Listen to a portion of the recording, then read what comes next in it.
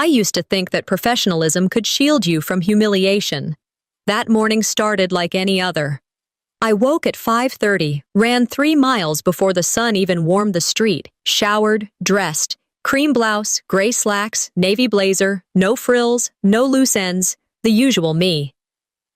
By 7:45, I was reviewing my presentation in the company lounge. It wasn't even the biggest client I'd ever handled, but it was the cleanest win we'd had in 3 quarters, $12 million on the table. My slides were concise. I'd already rehearsed them in my head enough to memorize every transition. At 8:05, I walked into the boardroom. The air in that room wasn't tense. It was tight, like it had already picked sides. A few nods, shallow, performative. Most of them avoided eye contact. Thatcher Goss sat with his arms spread wide, occupying space like he'd bought the damn table. He didn't nod, just stared through me, like I'd wandered into the wrong room. The clients arrived. Introductions, polite handshakes, smiles with a little too much upper gum. I should have walked away the moment Thatcher misspoke. He claimed there were no exclusivity clauses in the pending draft, but I'd reviewed that clause. I'd written it, page 9, subsection B. I politely interjected. Actually, there is an exclusivity clause, page 9. I can clarify it for everyone now. The silence that followed wasn't professional. It was warning. Thatcher laughed. Sharp, loud. Everyone's heads turned. He stood, walked toward me, not around the table, over it. His voice didn't rise. It snapped. Don't correct me in front of clients, he said. That's your only warning. And then it happened. He grabbed my hair, yanked it so hard my neck snapped back. For a second, the ceiling blurred into the lights. I didn't move. Couldn't. My scalp burned. Something warm dripped along the curve of my ear. No one moved.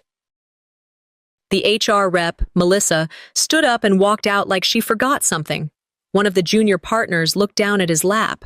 The clients, they were frozen. I saw their jaws set, saw them pretend not to see. I straightened up. No tears, no reaction. Just fixed my blazer and walked out of the room. If this were someone else, if my name were different, would they have said something? In the restroom, I stared at my reflection. A small streak of blood on my white collar, red on pale fabric. My scalp throbbed with every heartbeat. I touched it lightly, wet, tender. They saw. They heard. But no one moved. When I returned to my office, my monitor had a single notification blinking on screen. HR request. Report to Dorian Goss's office, immediately. Of course, I didn't even sit down, just walked the long hallway toward a man who'd built a reputation on appearing calm when setting fires. Dorian didn't greet me. He didn't ask how I was. Just gestured to the seat across from his. I'll keep this brief, he said. We've received some concerning feedback about your behavior this morning. I didn't respond. I didn't blink. I understand tensions were high, he continued. We don't want this to escalate unnecessarily, so... He pushed a manila folder toward me. We're offering 3-month severance, full benefits, and a standard NDA. You'll leave today. I opened the folder. Standard HR language. Mutual agreement. Brand integrity. Non-disparagement. No mention of assault. No mention of Thatcher. Just me. The liability. I pressed record on my phone, still tucked inside my jacket pocket. Then I signed it, because I knew exactly what to do with silence now. I packed up quietly. My personal files were already copied.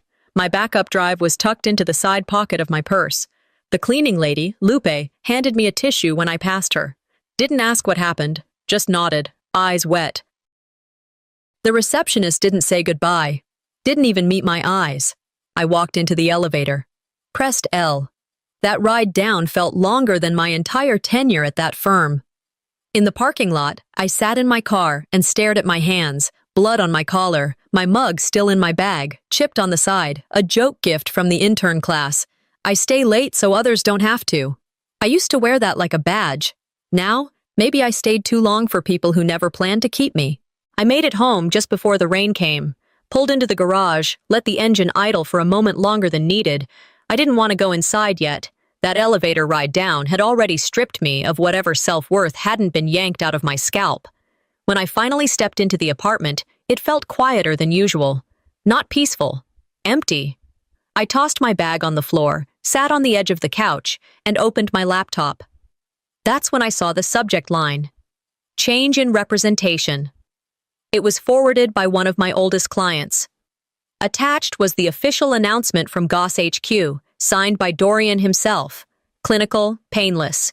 No mention of the meeting, no reference to what happened. Just words like emotional instability and professional disruption. As if I'd lost my mind and not my scalp. I read it once, then again, then again. They didn't even lie creatively, just efficiently. The file name? Client Transition Notice, L. Creed. Like I was a defective printer part being rotated out. Not a single thank you, not even a best of luck. I didn't cry, I didn't scream, I just stared at the screen until it blurred. Then my phone buzzed. Family group chat. Creed family. 63 unread messages. Scrolling up, I saw Dorian had posted about an upcoming fundraiser. Pictures of the venue, hashtags, logistics, who was bringing what. My brother was hosting a gala a few blocks from the same office where I was told to pack up and vanish. No one mentioned me. Not one message. I started typing. I won't be attending. Then deleted it. A few lines down, my sister shared a meme. Don't bring family drama to the boardroom. It's called professionalism. The timestamp was minutes after my name disappeared from the firm's website. My hands hovered over the keyboard. I thought about replying. Something sharp. But I knew how this family worked. We didn't confront. We repositioned. We didn't defend. We distanced. My phone vibrated again. A private message from my mother. Don't make this bigger than it needs to be. Not, are you okay? Not, what happened? Just an instruction. Just management. I stared at that one sentence and realized it was the thesis of my upbringing. We don't air dirty laundry. We fold it and hide it in the attic. Suddenly, I felt heavier than I had at the boardroom table. At least Thatcher had the decency to attack me to my face. I got up, walked to the kitchen, poured water, drank half, and dumped the rest. Then I sat down again. There was no scandal, no shouting match, no public meltdown. Just deletion. And in that deletion, I realized something I hadn't wanted to admit. Being talked about is better than being erased. Even gossip would have meant I was still real to them.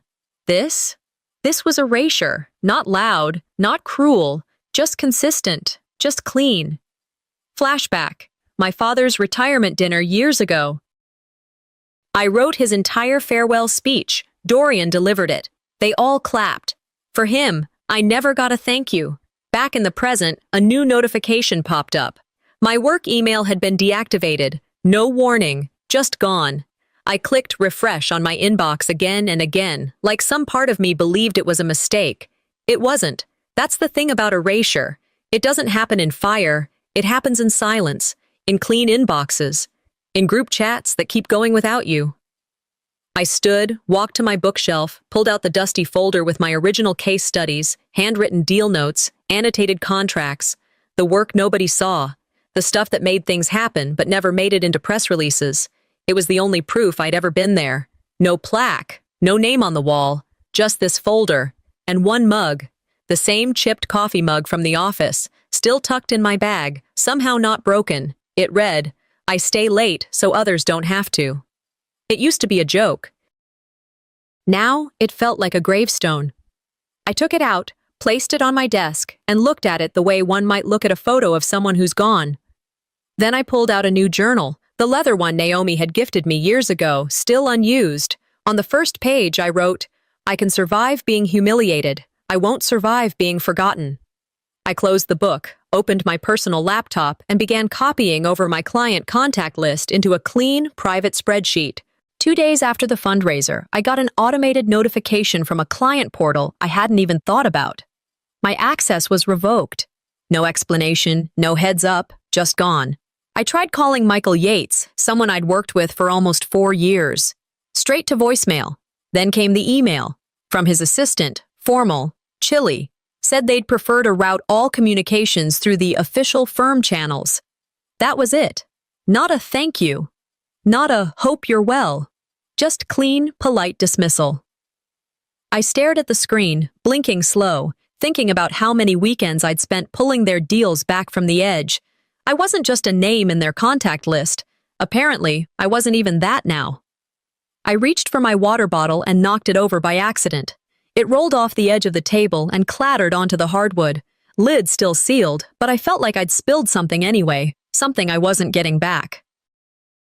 Late that afternoon, I drove back to the Goss building, told myself I was only there to pick up one thing, a copy of my client acquisition manual. The original draft, my handwriting in the margins, was still in my bottom drawer, probably buried beneath old onboarding packets and vendor guides. I parked 3 blocks away, walked the rest, entered through the back. Security didn't recognize me at first, then called over a junior employee to walk me upstairs. No eye contact, no small talk, just awkward silence all the way to the 3rd floor. My old cubicle was still there, mostly untouched, but my nameplate was gone. When I asked the intern, he shrugged. "Probably tossed with the old documentation," he said. "We just cleaned up last week." I nodded like it didn't sting. I opened the drawer. There it was, my coffee mug, the chipped one. Only now it had a full crack running down the side, like someone had dropped it, then put it back like nothing happened. You don't have to set fire to erase someone. Sometimes you just clean them away. I was about to leave when something caught my eye. A training packet on the desk, brand new, glossy cover. Client Retention Framework by Mallory Trask. I picked it up. Same structure, same tables, same slides, same mistakes. There was a line on page 3 where the client segmentation grid mislabeled mid-tier partners as affiliates. I'd made that typo once, back in version 2.1. A mistake I corrected months ago, except this was the exact version I'd created. Not a copy, not reimagined, just retitled. I stared at Mallory's name on the cover in bold font, her photo smiling like she built the thing from scratch. I didn't scream, didn't curse. I just took a photo with my phone and placed the packet back exactly where it was. They didn't even rewrite it. They just resaved it with a new author. On the way out, I passed the employee wall of distinction. All the usual faces were there. Senior partners, marketing leads, a few interns who'd landed impressive media hits. I'd brought in 41 clients. My face had never made it to the wall. Inside the elevator, I stood next to a guy from accounting, someone I'd shared countless lunches with. He glanced at me once, then buried his face in his phone like I was a ghost he didn't want to acknowledge. The doors closed. We rode in silence. Once outside, I turned around and looked at the building. It was never mine. I just kept it standing. Back at home, I dropped my keys in the bowl, kicked off my shoes, and walked straight to my desk. My laptop was already open. The folder I'd started building was still on the screen. Legacy Systems, Original Author.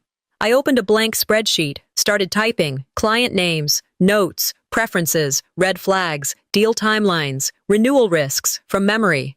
They'd erased me in ink.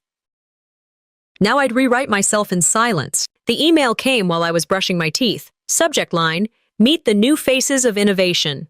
It was forwarded by a vendor I used to work with, someone who probably thought they were doing me a favor. I tapped the link.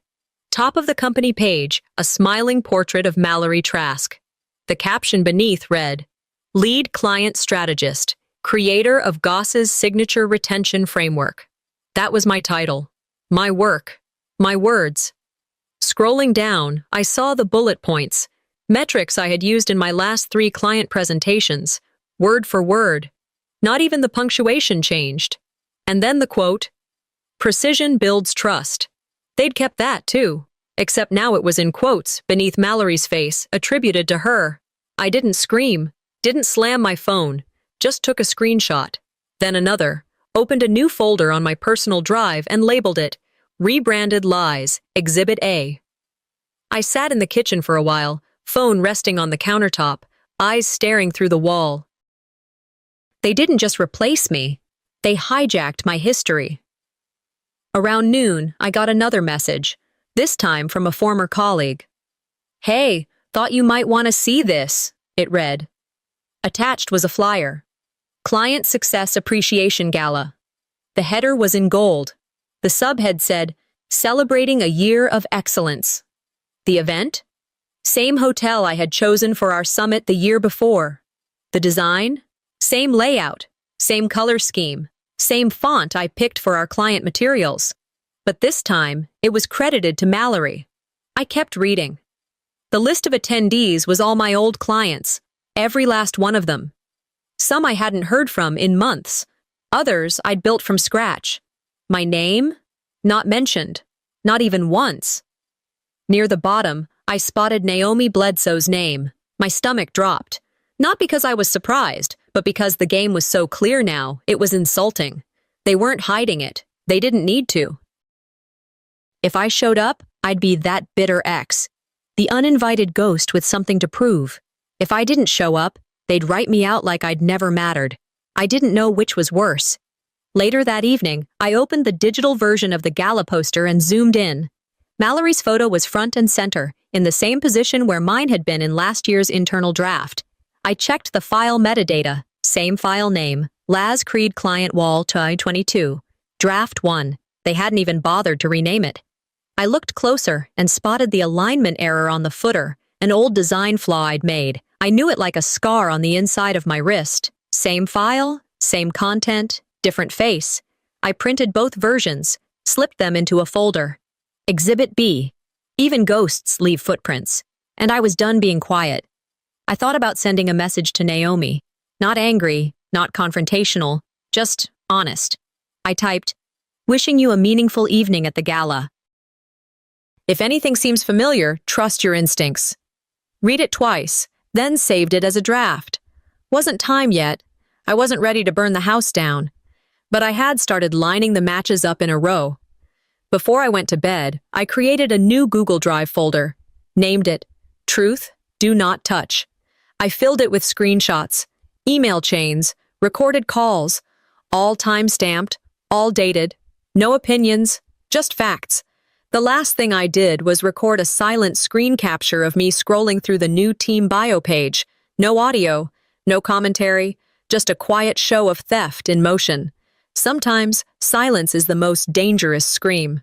The rain had been steady for hours, tapping like questions I didn't want to answer. I sat on the couch with my legs curled under me, holding the same chipped mug I'd used to carry confidence.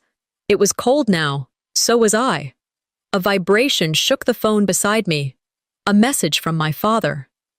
Ba thinks you should apologize. This is not how family handles things. I stared at the screen. Read it once. Again. Then again. My thumb hovered over the reply button. Then I flipped the phone over, face down, like the words would erase if I just looked away long enough. This was the same man who once sat me down at 11 years old and told me, if anyone ever lays a hand on you, you tell me. I don't care who they are. And now he was telling me to apologize, not for what I'd done, but for what I wouldn't keep silent about. I sat back against the couch and let the weight of that contradiction crush whatever was left of the pedestal I'd put him on. Then I deleted the entire thread, not out of anger, out of surrender. When someone you've trusted your whole life asks you to betray yourself to keep everyone else comfortable, that's not family, that's management. I sat in that silence until the next sound broke it. My phone rang again. Verla. Midnight call. I let it ring 4 times before answering. Hello? Her voice was flat, not angry, not worried, just formal. You're turning this into something it didn't have to be. I waited. You're embarrassing your brothers. A beat passed. I could have let it go, but I didn't. You mean I'm embarrassing you? She didn't deny it, didn't defend it, just went quiet. And then, as if reading from a script she wrote in her head weeks ago, she said, We all want what's best for you, but you have to stop fighting everything. I didn't yell, didn't explain, didn't ask her to understand, because I knew she didn't call to listen.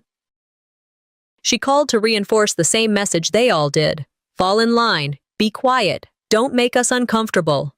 She hung up after that. No good night, no, are you okay? Not even a sigh, just a click. I sat there, staring at nothing. No music, no light, just the sound of rain and the faint echo of things not said. I opened my laptop, job postings, recruiters, application portals. I scrolled through page after page of opportunities that all felt like going backward. Nothing I hadn't done, nothing I wanted. I thought about deleting the folder. All of it. The client logs, the documentation, even the screenshots. I opened my email and drafted a message. Please disregard any previous communication from me. I no longer wish to pursue this. But I didn't send it. I stared at the blinking cursor for too long, then hit delete. Quitting feels tempting when you've already been erased by the people who said they'd never forget you. The only voice that pulled me back from that cliff was Naomi's. I replayed her last voicemail. It was short, direct, like always. Let me know if I can do anything. I believe in what you built. That phrase, not what I tried, not what I worked on, what I built. I walked to the dining table, opened my laptop, and stared at the folder labeled Legacy Systems, Original Author. Then I changed its name. Creed Infrastructure, for when they come looking. It felt right. Not dramatic, not brave, just accurate. Before bed, I set a timer for 1 hour, 60 minutes. If I still wanted to quit after, I'd do it. I didn't. I spent that hour reorganizing files, adding context, annotating every client note with cross-references and links. Not for them, for me. Every file I saved was a decision not to disappear. Naomi picked the place, not me. A quiet cafe near Town Lake, far from the corporate zip codes and glass towers. The kind of spot where you could speak freely without running into someone you regretted ever trusting. She was already there when I walked in. No makeup, hair pulled back, reading something on her tablet, but not really reading it. I sat down. She looked up. No hug, just a nod. We talked about small things first. Her son was applying to Rice. Her board was rotating 2 new members. She asked if I'd been sleeping. I said enough, which was a lie. She didn't press. Then she set her cup down and looked me square in the eye. I know they used your materials, she said. Flat, without hesitation. I didn't blink, didn't flinch. She leaned forward.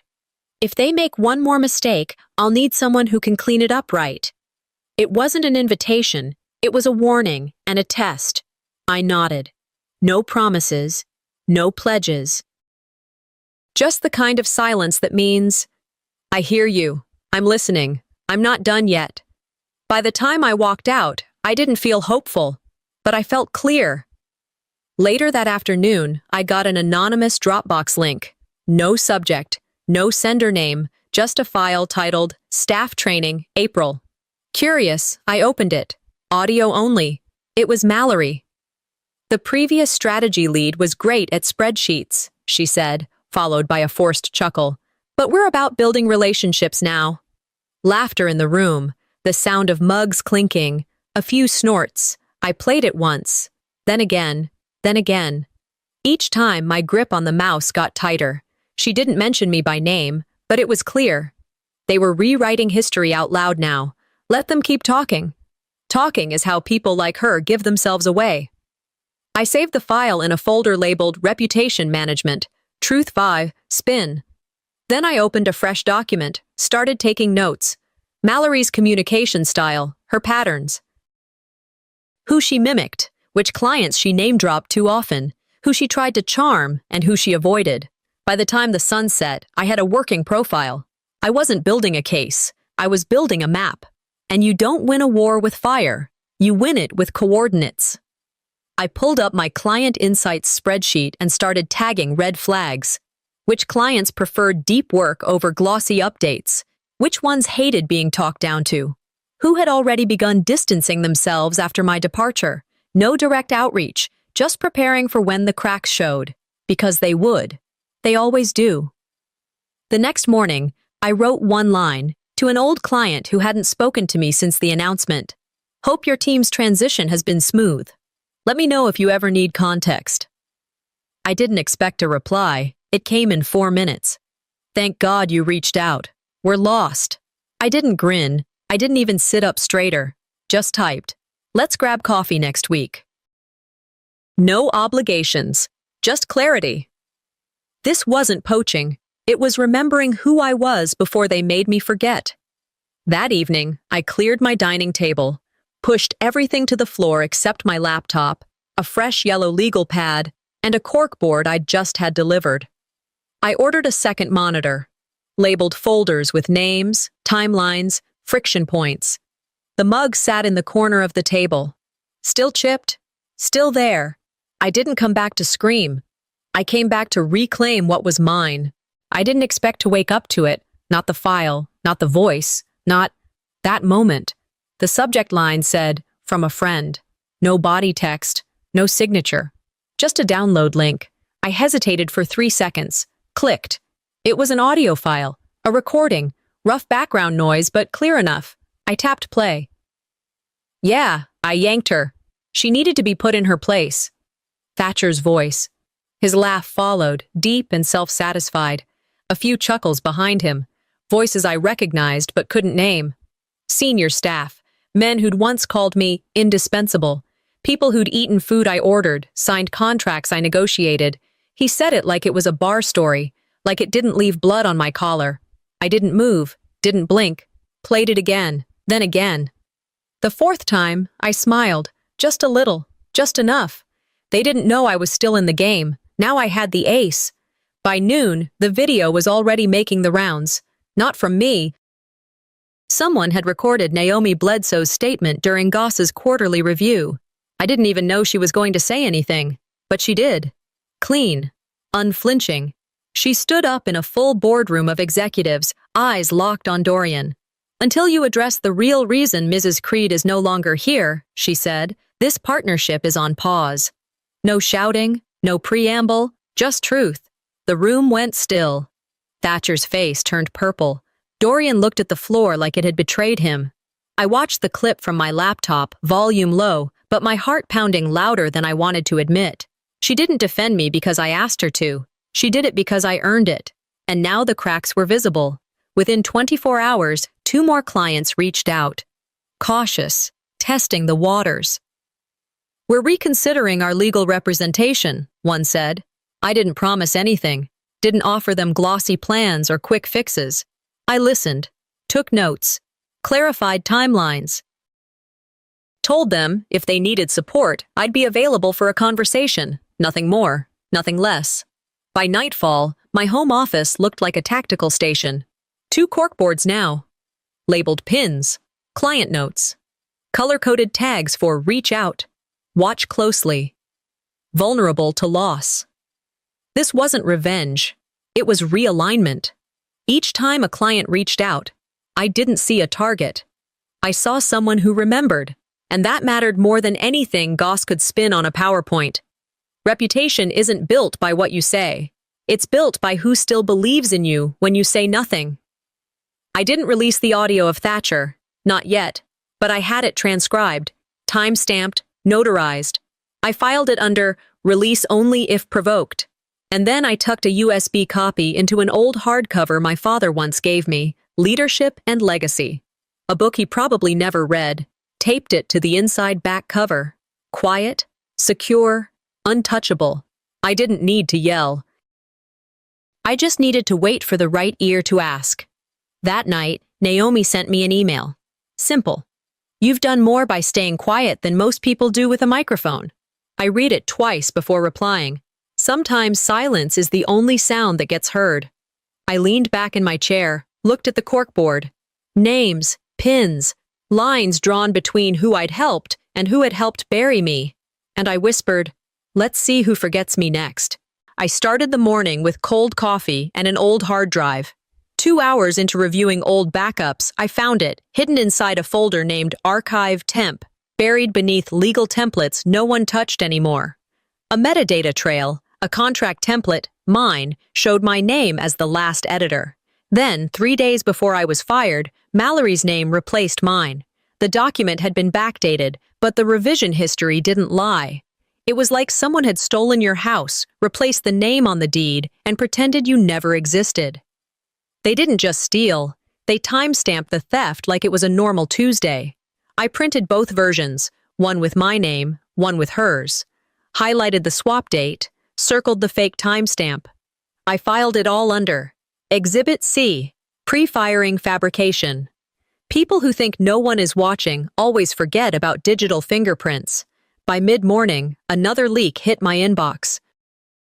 An internal partner brief sent to investors listed me as assistant coordinator, not even former, just assistant. The memo hit fast and loud, internally, externally. Some exec at Goss must have thought it was clever, reframing me as someone who brought coffee and stapled printouts. I didn't clap back on social, didn't post some pointed quote or snide reply. I just forwarded it to Naomi and 2 other senior clients. Subject: they keep making it easier. Naomi responded within minutes. If this is your leadership, she wrote to Goss HQ, we're reviewing representation immediately. I didn't ask her to do that, didn't expect it, but the company scrambled, tried to walk it back with a clarification memo. PR speak stacked on PR speak. Damage was done. They thought shrinking me would make me disappear. It did the opposite. That afternoon, I showed up to an off-site arbitration review. Clean blazer, flat shoes, 1 binder. Inside that binder, every piece of evidence in order. Printouts, audio transcripts, metadata, client emails, time-stamped, labeled, clean. The room was small. 6 people, neutral walls, 1 clock. Thatcher sat stiffly, his jaw twitching every few seconds. Mallory avoided eye contact altogether. Dorian looked like he wanted to be anywhere else. I didn't raise my voice. I didn't dramatize. I just laid out the facts, page by page, timeline by timeline. When it was over, Dorian cleared his throat and said, "This appears to be a procedural misalignment." I closed the binder. You could hear the snap. "You can call it misalignment," I said. "I call it malpractice." Outside the room, a few junior staff were waiting. They nodded. Not out of sympathy, out of recognition. Later that evening, I saw the blog post. Anonymous, but clearly from inside. The memo, the contract swap, all of it, laid out. The comments came fast. "This happened to my wife. My sister built her department and got cut the same way. Why do they always erase the ones who actually built the place? I didn't share the post. Didn't need to. Truth has a way of making its own noise once you stop trying to scream over it. You don't need to shout when the truth starts echoing in other people's mouths." Back at my apartment, I pulled out the hardcover book my father gave me years ago, Leadership and Legacy. He never read it, just liked the title. Inside the back cover, taped to the inside flap, was the USB drive. I plugged it in, copied every file, every screenshot, recording, timeline, to a fresh drive labeled Final Defense, Only If Destroyed. Then I put it back in the book. I wasn't here to burn it down, but I wasn't about to let them rebuild anything on the ashes of my silence. The first notification came at 9:12 a.m. I was midway through updating client notes when it buzzed onto my screen. Janelle H. has left the company. Final note attached. Then another. Carlos R. has resigned. Farewell email sent. 3 more followed, one after the other, all before noon. 5 names, all from Goss. All people I'd trained, coached, fought for in budget meetings. Each of them had copied me in their exit notes. One said, "We're leaving, not because of her, but because of how they treated her." I read that line twice. Then again, I didn't reply, didn't forward it, just sat with it. And I realized something. Loyalty doesn't scream. It moves quietly. But when it moves with weight. I filed the emails under a folder labeled The Ones Who Remembered. At 4:47 p.m., a new message came in. Subject line, "Let's talk." From the one client I thought I'd lost for good. The $40 million account. The partnership I built from ground up, 3 years of groundwork, strategy, problem solving. Their email was short. "You know us better than anyone." I didn't respond right away. I opened my spreadsheet instead. Searched the name. Last contact, 127 days ago. Then I typed, "Monday morning, coffee's on me." I didn't need them to beg. I just needed them to remember who built the bridge they walked on. The next morning, I walked into a neutral meeting room downtown, a conference center, no brand colors, no office politics, just me, a folder, and one sharp pen. The Goss legal rep was already there, suit pressed, expression preloaded with condescension. They slid a manila envelope across the table. Inside, a quiet settlement, non-disparagement clause, 5-figure payout. Silence hung between us like bad perfume. I flipped through the folder, read every line, then closed it. If I were you, I said, I'd save that money. You're going to need it for the people coming after me. No raised voice, no threat, just truth. I stood, pushed the folder back, and walked out without looking back. When you stop fearing what you'll lose, you become the thing they fear. That night, I rinsed my chipped coffee mug, the one I carried out of the office on the day they erased my name. I dried it, set it gently on a clean white shelf in the corner of my study. Not as a symbol of bitterness, but as proof. Not everything that cracks is meant to be discarded. Some things just prove they've endured. At 8:02 p.m., I joined a video call. On the screen was a young woman, nervous, quiet, but sharp in the eyes. She was being pushed out of her department the same way I had been. Her voice cracked just once when she said, "They told me I was difficult, that I didn't fit the culture." I smiled, not because it was funny, but because I recognized the script. I said, "You're not crazy. You're just inconvenient to people who don't want to be accountable."